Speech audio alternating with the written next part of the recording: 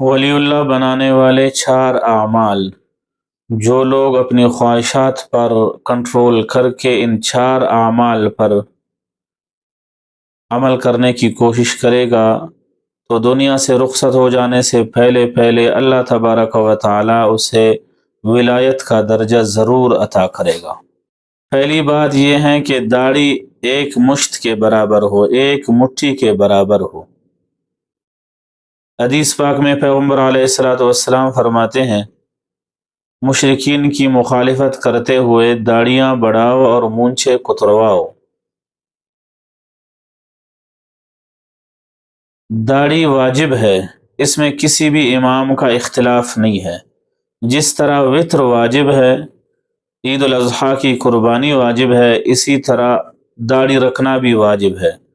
صرف نیچے کی طرف سے نہیں بلکہ تینوں طرف سے ایک ایک مٹھی بڑھانا واجب ہے۔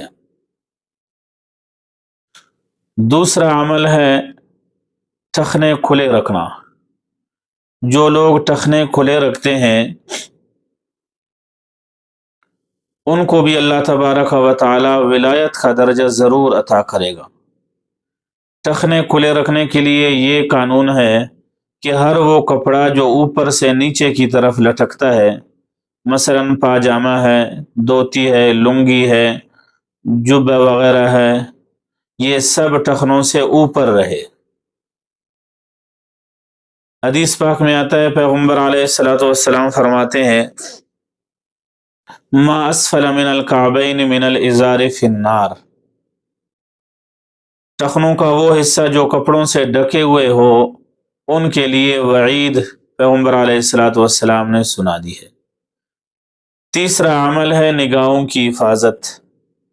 جو لوگ نگاہوں کی حفاظت کرتے ہیں اللہ تبارک و تعالی انہیں بھی ولایت کا درجہ عطا کرتا ہے۔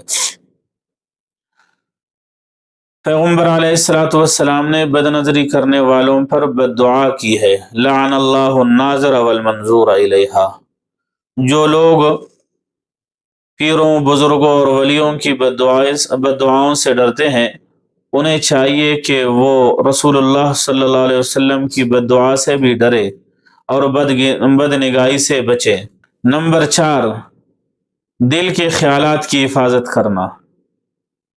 جو خیالات دل میں آتے ہیں ان کی حفاظت کرنا۔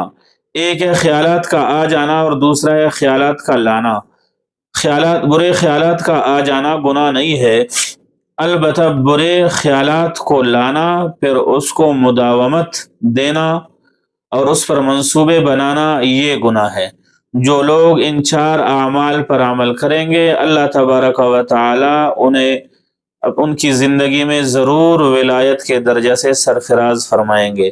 ان 4 اعمال پر توفیق کے لیے علماء کرام نے 4 وظائف لکھے ہیں، وہ 4 وظائف آئندہ ویڈیو میں انشاءاللہ العزیز